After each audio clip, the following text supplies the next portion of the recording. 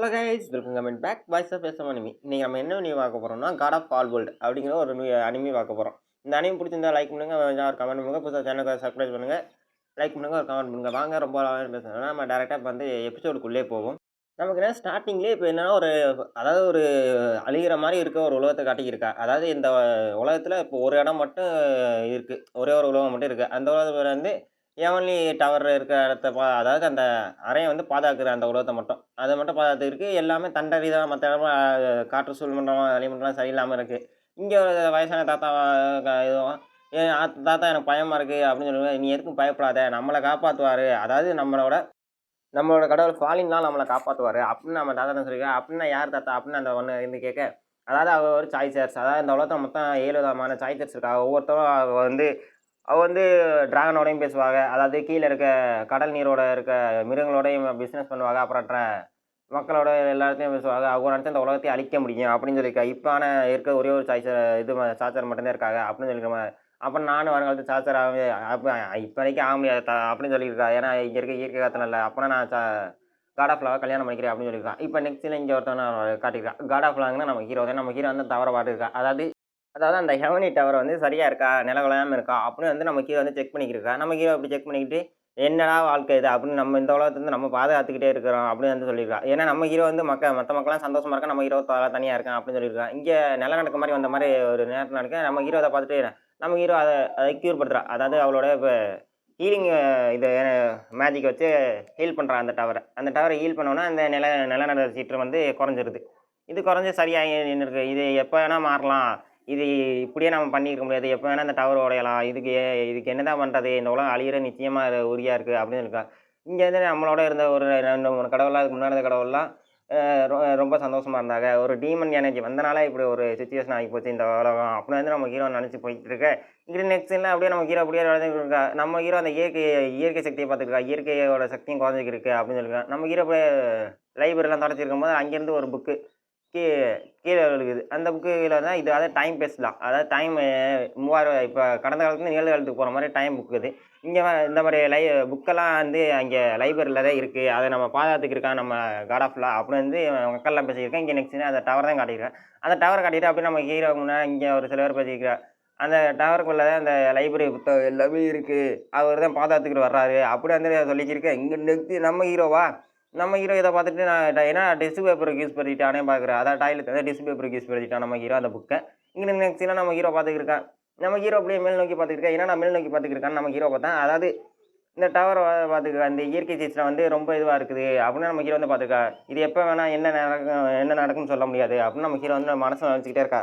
அப்படியே தூரத்துலேருந்து நம்ம விண்கல் மாதிரி வந்துட்டு இருக்கு. அதை பார்த்து நம்ம என்னடா விண்கல் இங்கே வருது அப்படின்னு சொல்லிட்டு அதாவது அந்த ஹெவனி டவர் மேலே வந்து அந்த உலகத்தையும் அந்த சிட்டியை மொத்தம் க்ளோஸ் ஆகிடுது. நம்ம ஹீரோ வெஜ்ஜினா சாப்பிடான்னு கத்திக்கிட்டே சாகிறான். அப்படி நெக்ஸ்ட் நம்ம ஹீரோ பிரசன்ட் இருக்க ஹீரோ தான் காட்டுறாங்க. யாரா நம்மளை கல்ல தண்ணி வாட்டர் பாலாக அடிச்சது அப்படின்னு நம்ம ஹீரோ வந்து பார்த்துக்கேன்.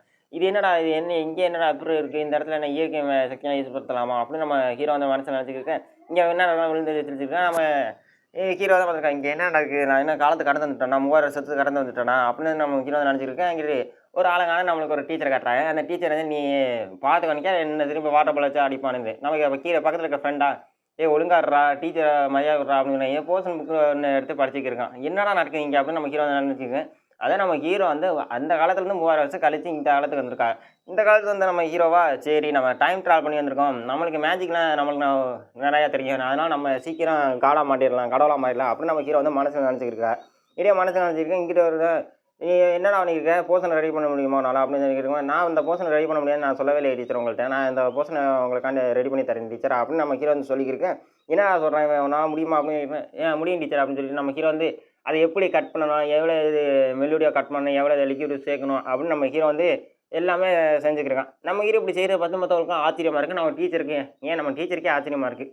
நம்ம டீச்சர் இப்படி ஆச்சரியம் போனால் நம்ம ஹீரோவா அதை கரெக்டாக அதெல்லாம் கவனிக்காமல் நம்ம அதுக்கு ஹீரோ அதுக்குள்ள ரெடி பண்ணியிருக்கான் அந்த போர்ஷனை. இப்படி அந்த மெல்லியோட லிக்விட் எடுத்துக்கிட்டு அப்புறம் அதை வந்து ஒரு பியூர் லிக்விடை வச்சு வடிகட்டி அதை வந்து ஹீட் பண்ணி பியூர் லிக்விடை வந்து வடிகட்டுவாங்க.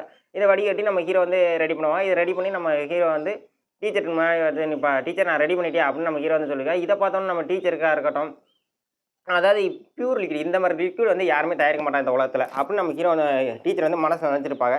இப்படி நான் டீச்சர் வந்து மனசில் நினச்சி டீச்சர் நான் ரெடி பண்ணிக்கிட்டேன் நான் கிளம்புறேன் அப்படின்னு சொல்லி நான் கிளம்ப போகிறேன்.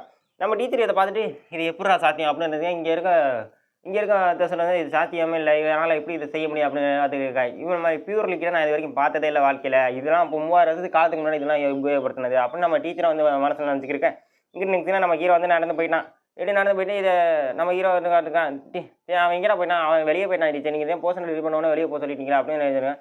யாரா சொன்னது அப்படி அப்படிங்கிறது இல்லை டீச்சர், அவனாக தான் வெளியே போயிட்டான், நீங்கள் சொல்லாமல் அப்படி அவனை என்னை வந்து சந்திக்க சொல்லு அப்படின்னு டீச்சர் வந்து சொல்லிக்க. சரி நான் போகிறேன், என்னோடய கிளாஸ் முடிஞ்சிருச்சு, இதுக்கு மேலே நீங்கள் ஸ்டடி பண்ணிக்கிங்க அப்படின்னு சொல்லி நம்ம டீச்சர் வந்து கிளம்பிட்டா. இந்த லிக்விட் தூக்கிட்டு எங்கேயோ அவசர அவசரமாக கிளம்பி போயிட்டாங்க.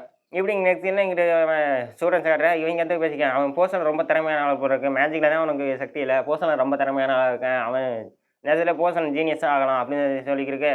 இங்கிட்டு இவனுக்கா இதெல்லாம் சொல்லிக்கிருக்கு, இவனுக்கு காட்டாது என்னடா சொல்கிறீங்க, அவன் ஒரு குப்படா அப்படின்னு சொல்லி இவன் கொஞ்சம் கடுப்பில் இருக்க.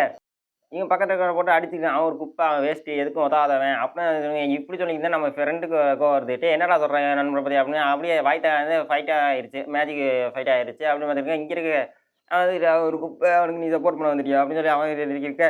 இங்கே நெக்ஸ்ட் கிளாஸ் டீச்சர், அதாவது இந்த பொழுது கிளாஸ் டீச்சர், இங்கே எதுவும் சண்டை போடாதீங்க, டீச்சர் எதுவும் சண்டை போடக்கூடாது, இங்கேருந்து வெளியே போங்கடா அப்படின்னு சொல்லியிருக்காரு கிளாஸ் டீச்சர். இங்கே நெக்ஸ்ட்னா நம்ம ஹீரோ வந்துருக்கான், ஒரு போர்ஷன் ரெடி பண்ணதுக்கு நம்ம உடம்பு இப்படி வலிக்குது அப்படின்னு நம்ம ஹீரோ வந்து நினச்சிக்கலாம் மனசில். ஏன்னா இந்த பாடி ரொம்ப வீக்காக இருக்குது, இந்த பாடியை முதல்ல நான் ஸ்ட்ரென்த் படுத்தணும்.